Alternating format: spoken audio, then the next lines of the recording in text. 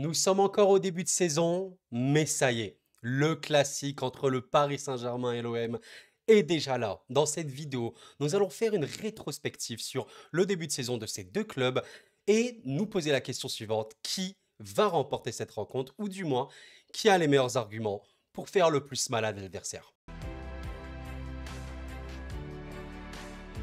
En tout cas, j'espère que vous allez bien, c'est Koro, et pour ceux qui me découvriraient, je suis Koro, je parle de foot sur cette chaîne. Pensez à vous abonner si vous avez apprécié ce contenu-là, et à lâcher un petit pouce bleu, ça fait toujours plaisir, et c'est surtout ultra important pour le référencement. Voilà, merci à vous. Maintenant, on va enfin attaquer ce choc. Franchement, je suis trop heureux de voir ce match-là, j'aime trop les classiques, et voilà, vous savez, en tant que supporter du PSG, on va quand même être totalement lucide et objectif sur ce match-là, et d'ailleurs, nous allons commencer par l'OM. Honneur à l'équipe qui vient, qui arrive au Parc des Princes. Et du coup, bon, l'OM, quand même, c'est une situation extrêmement particulière que vit l'OM. Parce qu'il y a le terrain, et il y a hors du terrain. Et honnêtement, bon, on n'est pas là vraiment pour se moquer ni rien, pas du tout. Mais d'ailleurs, j'en ai fait une vidéo. La crise à l'OM actuellement, c'est quand même quelque chose d'assez unique en vérité. Moi, personnellement, j'ai rarement vu ça, en tout cas dans le football moderne, notamment en France. Et on va parler de ça très rapidement. Mais avant, on va quand même parler du terrain. Le terrain, l'OM, c'est quand même une équipe qui, malgré tout, il faut le dire, est invaincue en Ligue 1. On va quand même voir ça rapidement. Voilà, vous voyez que l'OM est actuellement quatrième de Ligue 1, avec aucune défaite, mais il faut dire quand même quelque chose, et les supporters de l'OM vous le diront, ce n'est pas très forcément positif ce qu'ils ont vu depuis le début de saison. Honnêtement, voilà, il y a quand même deux petites victoires, mais des matchs nuls assez préoccupants, notamment celui contre Toulouse. On va pas se mentir, il y avait une production du côté de l'OM qui n'était pas non plus stérile, il faut pas se le dire, mais c'était pas assez beau. C'était pas ce qu'on attendait de cet OM-là. Il faut quand même repenser à ce qu'était l'OM, et vraiment, le mercato qu'a fait l'OM, c'est un mercato qui est digne d'être vraiment un très gros concurrent au titre. Donc là, je vais vous montrer quand même l'effectif de l'OM sous les yeux. Vous voyez quand même que l'effectif qu'a l'OM, ce n'est absolument pas un effectif de milieu de tableau ou quoi. Non, c'est vraiment un effectif de très haut tableau Ligue 1 qui peut tenter de jouer le titre, et même, je dirais, en fait, un effectif d'Europe, parce qu'il y a vraiment des joueurs qui sont calibrés pour jouer l'Europe dans cet effectif. On va parler quand même de Paolo Lopez qui est, malgré quelques petites critiques qu'il peut avoir, un gardien très solide jusqu'à preuve du contraire. On a quand même des défenseurs centraux qui peuvent apporter satisfaction. Gigot qui est plutôt bien. Mbemba, c'est un peu une saison compliquée pour lui, mais j'ai pas trop de doute quant au fait qu'il va revenir au plus haut niveau. Balerdi, ça peut être un peu compliqué, mais disons que c'est un jeune qui peut toujours progresser et c'est toujours bien. Voilà, vous avez beaucoup, je vais pas tous les faire, mais Lodi, expérimenté, qui est vraiment bien, qui arrive de l'Atlético. Klaus, exceptionnellement bon. Franchement, Klaus, si on en parlait. Kondogbia, je trouve que c'est une recrue très intelligente. Bref, voilà, je vais pas tous les faire. On va parler évidemment de la doublette Unai et où il est, notre petit voilà, Harit, la doublette marocaine. Et voilà, Aubameyang qui est quand même arrivé, Vitinha, Enzia, il y a énormément de talent côté Marseille. Et en fait, si vous regardez les profils marseillais, vous verrez quelque chose. C'est que vous avez un mélange de jeunesse, quand même. Vous avez un mélange de joueurs plus âgés, plus expérimentés, mais en fait, vous avez surtout des joueurs qui sont ultra complémentaires. En fait, c'est des joueurs techniques, intelligents, talentueux, en fait, qui ont aussi une grosse force d'adaptation, un énorme volume, beaucoup de physique, beaucoup de cœur. Et en fait, tout ça, ça doit te créer une équipe fantastique. Et honnêtement, voilà, même si je suis supporter du PSG, j'ai pas de, comment vous dire, j'ai pas de honte ou quoi, de stress à dire que l'OM, avec un coach qui sait faire jouer tous ces mecs-là, c'est une équipe formidable à avoir joué. Et cet OM-là, il y a tellement de bons joueurs que c'est tellement regrettable ce qu'on a vu depuis le début de saison. Et honnêtement, on va évoquer Marcelino bien évidemment, mais c'était un peu du gâchis. C'était un peu du gâchis parce que un chef d'orchestre, vous savez, c'est celui qui va te faire en sorte que l'orchestre sera merveilleux. Et bien le football, c'est la même chose. Tu peux avoir les meilleurs joueurs du monde, si le chef d'orchestre, voilà quoi, il est pas ouf, bon, ça va pas être quelque chose de beau. Et évidemment, la beauté dans le football, ça veut pas forcément dire gagner. Mais je pense qu'on sera à peu près tous d'accord pour dire que plus tu joues bien, plus c'est qualitatif ce que tu fais, plus tu as des chances de gagner. Voilà. C'est des philosophies de vie, de jeu. Mais vous savez, le football, c'est le football, hein. Parfois, tu as un jeu dégueulasse, tu fais que défendre, tu fais rien et tu gagnes des matchs, c'est vrai. Mais je pars du principe que si tu produis, si tu as énormément de production, de qualité sur le terrain, eh ben, tu as beaucoup plus de chances de gagner. Et je pense que le football de Pep Guardiola, notamment, l'a énormément prouvé. Bref, en tout cas, voilà, par rapport à l'effectif de Marseille, vous remarquez que c'est quelque chose d'extrêmement lourd. Maintenant, on va quand même évoquer rapidement les statistiques de l'OM par rapport aux expected goals, voilà, c'est-à-dire un petit peu leur production offensive. depuis le début de saison. Et vous allez remarquer un truc, c'est que l'OM est assez énervé en fait dans ce domaine-là. C'est littéralement l'équipe qui a le plus d'expected goals. Alors contre Reims, on a du 1,51, donc c'est plutôt ok, on va dire pour un premier match. Là par contre, vous voyez quelque chose, ils sont à 1,48 où il y a 2-2, c'est pas ouf. Là déjà, vous voyez contre Metz, c'était un peu moins bien. Par contre contre Brest où ils gagnent largement le match, malgré le fait qu'ils ont quand même, enfin ils ont concédé pas mal d'occasions, vous avez 3,51, ce qui est énorme. Contre Nantes 2,78, c'est énorme aussi. Toulouse pour le coup, voilà, assez stérile, très très malheureux. Et malheureusement, je n'ai pas les expected goals contre l'Ajax, mais je pense qu'ils étaient extrêmement énervés, extrêmement élevés. Et maintenant, si on regarde un petit peu le zoom, vous remarquez quelque chose, c'est que l'OM, bah, c'est littéralement l'équipe de Ligue 1 et d'assez loin, parce que regardez, il y a quand même une différence assez faible, vous voyez, entre Nice, le LOSC, voilà, de quelques dixièmes, là, ici, de quelques centièmes même plutôt. Et là, d'un coup, vous avez, voilà, Monaco à 1,81, le PSG à 1,82, et vous avez l'OM à 2,17. 2,17. Donc c'est quasiment, enfin non, c'est même pas quasiment, c'est 30 de plus que le PSG, un peu plus de 30 que le PSG. C'est vraiment, vraiment, vraiment significatif. Ça veut vraiment dire que l'OM a une production offensive, en tout cas des expected goals très, très, très élevés. Et je vous ferai remarquer quelque chose. Le match se déroule au Parc des Princes, on va rappeler quand même, et vous remarquez un truc, à l'extérieur, eh ben, l'équipe de très, très, très, très, très loin, encore une fois, qui produit le plus d'occasions, c'est bien l'OM. Alors, qu'est-ce que ça signifie? En fait, ça veut dire que l'OM, malgré, et en fait c'est là où vous vous rendez compte que le potentiel de cette équipe, il est monstrueux, malgré le fait que ce n'était pas très beau non plus, c'était pas convaincant à voir dans ses premiers matchs de Ligue 1, eh ben, force est de constater que l'équipe, elle produit. L'équipe, elle est là et elle engendre beaucoup d'occasions. Maintenant, évidemment, il faut tuer, il faut finir. Et là, on va compter sur des mecs comme Aubameyang, comme Vitinha pour faire ça, évidemment. J'ai envie de vous montrer quelque chose qui sera assez révélateur. Les joueurs qui ont eu les joueurs de l'OM qui ont les expected goals les plus élevés. Eh ben, vous avez littéralement Aubameyang. Vous avez regardé bien. Aubameyang, il est à 3,12 expected goals. C'est énormissime. C'est de très très loin le joueur de l'OM qui a le plus gros volume d'occasions devant Ismail Assar et Vitinha. Et voilà. Et après, c'est Harit Ndiaye. Ça déchante un petit peu. D'ailleurs, c'est très très dommage pour l'OM qu'Ismail Assar est blessé parce que tu vois quand même que c'est un joueur qui, en plus d'un expected goals assez élevé, et ben, c'est un joueur qui produit également un taux de passe décisive très très élevé. Je pense que voilà, c'est le deuxième de l'OM derrière Verretou. Donc ça prouve quand même que cette équipe a vraiment un volume d'occasion très très élevé. Voilà, là c'était vraiment pour les points positifs. Maintenant, si on a évoqué les points négatifs, il faut quand même être honnête, c'est une équipe qui a une instabilité actuellement au sein du club, hein. Il faut vraiment pas se dire oui l'OM, tout est beau, tout est rose, absolument pas. Mais en fait, j'ai envie de dire quelque chose qui est assez particulier et on l'a vu dans le match contre l'Ajax, hein, ce match Ajax-OM qui était sincèrement formidable, hein, je vous remonte ça, mais c'était voilà un match colossal. On va quand même en parler juste avant d'évoquer les points négatifs. C'était quand même un match que personnellement je voyais l'OM remporter avant le match. Voilà, je vous invite à voir mes vidéos, hein, j'en ai fait vraiment par rapport à l'OM. Mais voilà, au final, l'OM a une production extrêmement importante. Sincèrement, 12 tirs cadrés. 12 tirs cadrés. Un taux d'expected goal sûrement extrêmement élevé. Et surtout, un nouveau système. On va dire une nouvelle animation même globalement. Bon, là par contre, il y a une petite erreur.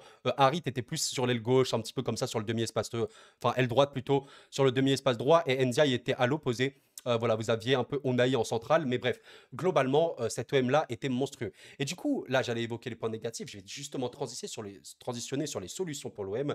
Le point négatif actuel, c'est au niveau de toute la structure de l'OM. Actuellement, c'est la crise, c'est un peu le chaos. Voilà, tout ce qui se passe de point de vue institutionnel. On a vu tout ce qui s'est passé, notamment au point de vue les menaces, etc. Je n'ai même pas envie d'y revenir dans cette vidéo en tant que telle, parce que là on parle du classique, même il faut l'évoquer évidemment, mais je pense qu'on fera une vidéo un petit peu gros plan, résumé sur tout ce qui s'est passé à l'OM, mais c'est pas sain. La situation à l'OM, enfin, c'est pas sain, c'est littéralement malsain, voilà, littéralement. Et dans tout ça, le coach est parti. Et ce que je disais quand Marcelino a annoncé sa démission, c'était fou parce que je disais clairement que la forme est dégueulasse. Partir de cette façon, sous menace, sous pression, on est d'accord, évidemment, c'est affreux, bien évident. Par contre, ce qui est fou, hein, parfois c'est un mal pour un bien ce qui arrive. Le fait que Marcelino parte, c'est peut-être la meilleure chose qui pouvait arriver à l'OM dans le jeu. C'est ça en fait la folie du truc, c'est que Marcelino, force est de constater qu'il était un peu trop rigide dans son football. Un petit peu des idées vieilles, voilà, un peu vieillot, et c'était pas bon. Le 4-4-2 avec la double pointe, force est de constater que ce n'était pas beau, ça mettait pas l'OM dans les meilleures dispositions. C'est-à-dire que pour moi, le Marcelino enfin, l'OM de Marcelino, c'était pour moi un potentiel de malade mental exploité à 10%. Donc honnêtement, c'est très très très très dommage. Et il est parti. Et maintenant, on va repartir sur un nouveau projet de jeu côté OM. Et vous savez, je pense, vous l'avez vu, Monsieur Jacques Abardonado, qui est devenu du coup le coach un petit peu en intérim, voilà, qui a fait d'ailleurs sa formation à l'OM, hein, qui a surtout joué à l'OGC Nice dans sa jeunesse. Mais voilà, force est de constater qu'il est parti sur quelque chose de totalement différent contre l'Ajax, plutôt un 4-3-3, voilà, pour le coup, assez à plat.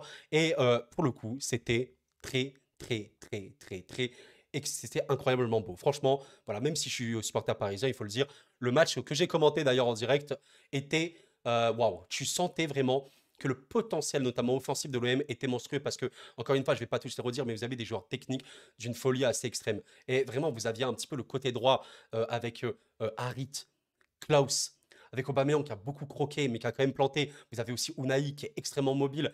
Enfin, c'est des joueurs de fou. C'est vraiment des joueurs très forts. Et voilà, je pense qu'ils auront une grosse carrière. D'ailleurs, le fait que Klaus ne soit toujours pas appelé en équipe de France, voilà, je ne comprends pas trop, mais bon, voilà. Donc ça, c'était vraiment pour dire que le négatif dans l'OM, c'est, on va dire, toute la structure. C'est ça en vérité, parce qu'aujourd'hui, le club est en crise. Mais le paradoxe dans tout ça, c'est que les joueurs, ils ont absolument montré, et je suis désolé, ils l'ont montré sur le terrain contre l'Ajax, qu'en vérité, comment vous dire, ils surpassent cette crise. Ils sont vraiment, ils aspirent un petit peu toute la pression, ils se concentrent sur le terrain et ils ont montré. Et vraiment, contre l'Ajax, tu as vu des guerriers, tu as vu des bonhommes, tu n'as vraiment pas vu une équipe qui est en mode, ouais, on a perdu, c'est fini, on sert à rien, machin. Et ça, ça indique ce qui pourrait se passer mentalement pour ces joueurs-là contre le PSG. Alors maintenant, on va quand même évoquer le PSG. Juste avant, on va évoquer la façon de jouer de l'OM contre Paris. Je vais pas vous mentir, on en parlera à la conclusion de la vidéo, mais je pense que l'OM, vu comment ils ont joué contre l'Ajax, ils ne peuvent pas se permettre de jouer comme ça contre Paris. Voilà. On en parlera à la conclusion de la vidéo. Maintenant, on va passer au PSG. Alors, le PSG, c'est aussi une histoire assez particulière parce que, voilà, c'est un club qui s'est un peu reformaté cet été, qui a eu un peu le changement tant attendu depuis pas mal d'années par les supporters, mais on parle d'un changement réel, c'est-à-dire d'un renouvellement absolu du projet, de l'effectif, même voilà, des personnes qui travaillent dans le club, etc. Et voilà, on a eu 11-12 recrues au PSG cet été. Et force est de constater que le début du PSG est extrêmement beau, extrêmement encourageant. Voilà, le PSG termine quand même sur une victoire assez convaincante, assez nette contre Dortmund. Dortmund qui honnêtement n'a quasiment pas existé dans ce match-là, on va pas se mentir. Même si le score est de 2-0, je considère que ce match aurait pu se terminer beaucoup plus que 2-0. Si la triplette de devant avait été un petit peu plus performante, on va en parler rapidement. Je ne dis pas qu'ils ont été mauvais non plus, mais bon, peut-être un seul qui a été quand même assez mauvais, mais on va en reparler. Globalement, le PSG, pour ceux qui ne suivent pas vraiment cette équipe, aujourd'hui, c'est une équipe de possession. Et c'est une équipe de pression. Le PSG, à la perte de balle, va instaurer un contre-pressing extrêmement important. On va dire de tout le volet de l'attaque et du milieu. Même la défense va vraiment presser dès la perte de balle. Donc ça, c'est quand même nouveau et ça n'existait pas dans les PSG de ces dernières saisons. Ensuite, je disais, c'est une équipe de possession. Oui, et ça se voit quand même dans les stats, hein. Voilà, je vous l'ai montré contre Dortmund. Vous avez quand même une équipe qui a 70% de possession contre Dortmund. Donc c'est vraiment énorme. Enfin, je pense qu'on peut le voir à peu près contre tout le monde. Là, contre Lens, tu as 70 quasiment. Bref, c'est vraiment une équipe qui a énormément de possession. Alors maintenant, la possession, il faut savoir quoi en faire, bien évidemment. Et ça peut être un peu plus dur quand tu affrontes un bloc bas. Et honnêtement, je te dirais aujourd'hui, quelle est la meilleure façon d'affronter le PSG? Je te dirais de mettre le bus, mais vraiment le bus, et limite de tenter que des contres. Et honnêtement, on verra à la conclusion ce que fera l'OM, mais je pense que l'OM pourrait évoquer cette idée-là dans sa tête, réellement. En tout cas, par rapport au PSG, on va quand même voir les stats un petit peu au niveau des expected goals et tout. C'est une équipe également qui a une production très importante. D'ailleurs, tout à l'heure, je vous ai montré l'OM qui a littéralement le bilan le plus important en expected goals global et le plus important en extérieur. Et ben le PSG est juste après, voilà quand même. Et à l'extérieur, bon, à domicile, ils sont là. Ça fait qu'à domicile, il y a peut-être mieux à faire. Mais vous vous rendez compte quand même que là, on est sur le papier, en tout cas sur deux équipes qui produisent énormément, qui ont un volume d'occasion extrêmement important. Il faut vraiment se le dire, le PSG et l'OM, c'est des équipes qui vont être agressives. Et sincèrement, maintenant, je ne vais pas vous mentir, le PSG, globalement sur cette Ligue 1, c'est un petit peu, voilà, les deux premiers matchs, on rappelle quand même que Mbappé, qui est le meilleur joueur de l'effectif, évidemment, très fort, extrêmement décisif, n'était pas là contre Lorient. Tu as quand même 1,36 d'expected goals, tu en subis que 0,14. Donc ça prouve que tu avais une production exceptionnellement élevée, une pression extrêmement importante contre Lorient. Contre Toulouse, bah, tu remarques quand même que tu en as deux. Donc c'est pas si mal, peut-être que tu devais gagner ce match, mais voilà. Au final, Mbappé et Dembélé sont rentrés en seconde période. Contre Lens, tu étais largement au-dessus également, tu as subi que 0,49. Contre Lens, c'était assez spécial parce que À la fin de la seconde période, quand même, le PSG a un petit peu lâché et Lyon en a profité. Mais voilà, tu as 5 d'expected goals quasiment. Et tu as quand même une vraie défaite contre Nice, hein. Une défaite assez particulière parce que, voilà, ce n'est pas pour me trouver des excuses ou quoi, absolument pas. Pour ceux qui ont vu ma débris d'ailleurs du PSG de Nice le savent. Mais le retour de trêve a été peut-être un peu compliqué. Il y a tous les joueurs là qui sont partis en trêve et peut-être que le match n'a pas pu être préparé. Voilà, mais Nice a extrêmement bien joué le coup. Nice a vraiment, vraiment en transition a tué le PSG. Une défense centrale, Danilo Skriniar, qui était extrêmement fébrile. Et honnêtement, voilà, c'était assez mérité pour Nice. Maintenant qu'on a dit tout ça, la physionomie, on pourrait la voir comment? Avant ça, on va quand même évoquer les compos probables qui pourraient arriver dans ce match-là. Concernant le PSG, on risquerait de partir sur cette composition. Quasiment la même, je pense même totalement la même, si ce n'est peut-être concernant le rôle de l'avancante, peut-être que Kolo Muani cédera sa place à Gonzalo Ramos, mais globalement ce sera absolument la même chose. Un truc qui pourrait être un petit peu choquant ou pas, c'est peut-être Ousmane Dembélé qui va être remplacé par Barcola. Enfin, je dis choquant, mais pour moi, ce serait pas trop choquant parce qu'actuellement, force est de constater qu'il n'est pas au niveau et j'allais y venir, j'ai failli oublier. Je vais parler un petit peu de ce qui va pas au PSG. Un petit peu comme j'en ai parlé pour l'OM, on va dire ce qui n'est pas pour l'OM, c'est surtout au niveau mental parce qu'en ce moment, voilà, c'est un peu compliqué, la crise et tout. En fait, au niveau du PSG, il n'y a pas la crise, mais ce qui va pas, enfin, ce qui va pas, c'est pas un problème en tant que tel, mais c'est que l'équipe est très très fraîche, l'équipe est ultra récente, et ça fait qu'en fait le plus gros problème du PSG actuellement, eh bien, c'est les automatismes. Voilà, littéralement. Aujourd'hui, le PSG, c'est une équipe qui n'a pas d'automatisme ou très très peu. Et en fait, ça fait que bah, globalement, vous avez toujours ce jeu de pressing extrêmement important, contre-pressing à la perte de balle, etc. Énormément de possession, beaucoup de courses, etc. Machin. Mais tu remarques quelque chose, c'est que le PSG, à l'avant-dernière passe, à la dernière passe, à la finition, eh ben, ça va pas trop. Pourquoi? Parce qu'il faut travailler. Ça, ce n'est pas inquiétant parce qu'une équipe, bah, tu peux pas mettre des nouveaux joueurs du jour au lendemain et d'un coup, c'est le tiki-taka, Brésil 82, machin. Non, c'est pas comme ça que ça fonctionne. Sinon, ce serait trop facile et là, tu gagnes 8-0 contre tout le monde et il n'y a pas de jeu. Mais voilà, évidemment, ce n'est pas le cas. Mais le jour où le PSG, avec le jeu qu'ils sont en train de montrer, avec l'énergie qu'ils sont en train de mettre, le jour où le PSG arrivera à totalement avoir ces automatismes-là, à faire limite des passes à l'aveugle, chacun sait où est l'autre. Bon, c'est vrai que là, ça risque d'être un petit peu une machine. Et voilà, c'est vraiment pas par supporterisme que je dis ça, mais c'est par lucidité totale, hein. Je veux dire, imaginez cette équipe avec des automatismes parfaits. À force est de constater que c'est un délire absolu. Bref, en tout cas, voilà, par rapport à la compo parisienne, on risque de partir sur quelque chose comme ça. Et la compo de Marseille, eh ben, vous savez quoi? Je pense qu'on repartira sur à peu près la même chose. Voilà, globalement, je pense que je suis en train de regarder un petit peu, mais pour moi, il n'y a pas vraiment d'intérêt à changer. D'ailleurs, ça fait plaisir de voir Unai quand même qui est titulaire, voilà, parce qu'il était quand même beaucoup, beaucoup sur le banc. Bref, maintenant, on va quand même conclure. Alors, qui a les arguments pour gagner ce fameux classique au Parc des Princes? C'est quand même un match très très très particulier parce que voilà, c'est toujours un match, un choc. C'est des équipes qui ont des situations, je vais pas dire opposées, mais c'est voilà, le PSG ne roule pas non plus sur absolument tout le monde comme une machine de guerre absolue parce c'est encore très perfectible, perfectible. Et l'OM, ben, en vrai, je vais pas vous mentir, je pense que l'OM là, c'est l'OM de Marcelino. Avec la crise qu'on connaît actuellement, j'aurais vraiment été extrêmement cash en disant vraiment qu'il y avait pour moi quasiment aucune chance que l'OM gagne.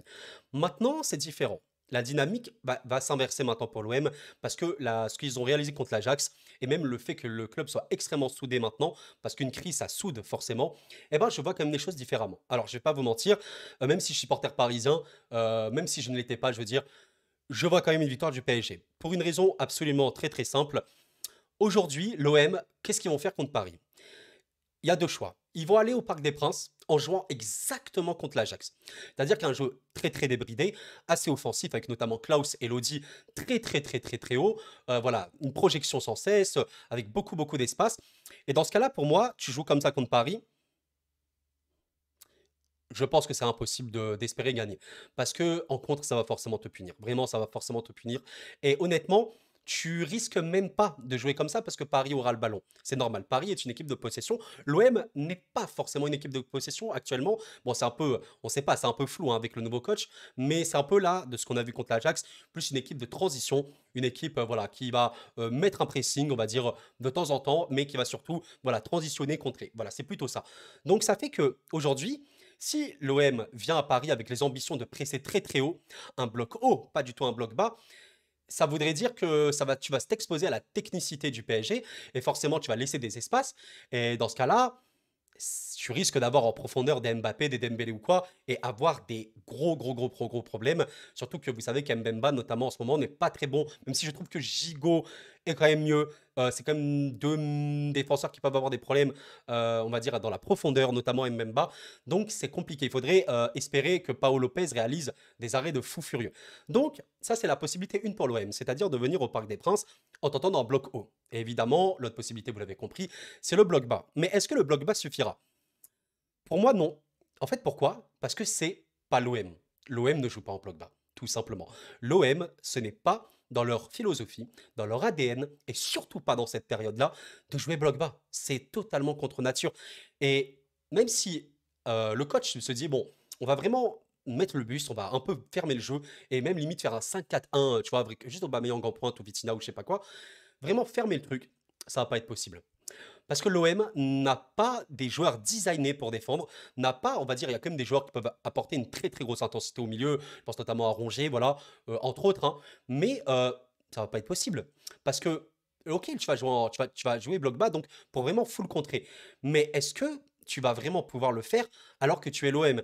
Et honnêtement, je pense pas. Donc en fait, quoi qu'il arrive, pour moi, hein, encore une fois, c'est un avis, je pense que l'OM va être un peu bloqué dans ce match-là. C'est-à-dire que soit ils vont renier leur jeu, renier ceux qui sont et mettre un bloc bas qui ne va pas du tout suffire pour moi parce qu'il suffit qu'il y a une incursion qui fonctionne, une, deux qui fonctionne, sachant que l'OM n'est pas réputé pour être une équipe défensive. Et il suffit que ça passe une fois. 1-0 pour Paris et qu'après ça peut très vite tomber comme un château de cartes, il faut pas se mentir. Et du coup, on va pas se mentir, si l'OM vient, comme je vous l'ai dit un peu contre l'Ajax, dans ce cas-là, ils vont laisser beaucoup d'espace. Donc vous comprenez. Alors, je vois une victoire du PSG. Je vois une victoire du PSG avec un PSG très possessif. Énormément le ballon, toujours un petit peu sur la dynamique de ce qu'on a vu. Je pense que le PSG va asphyxier l'OM dans sa moitié de terrain, vraiment pendant une très grosse période. Et je pense que surtout en fin de match, physiquement pour l'OM, ça va commencer à être très complexe. Et je pense que le nombre de buts que prendra l'OM, ça dépendra un petit peu des combinaisons et de la lucidité des trois de devant. Voilà. Si les trois de devant ont un peu plus d'automatisme, font un peu plus de bons choix et marquent, je pense que le score peut être très salé. Je vois pas un classico en mode 1-0, vraiment pas. Je vois vraiment un classico qui peut être une grosse claque. Voilà, et encore une fois, aucune animosité hein, dans ce que je dis, mais voilà, je sais pas ce que vous en pensez.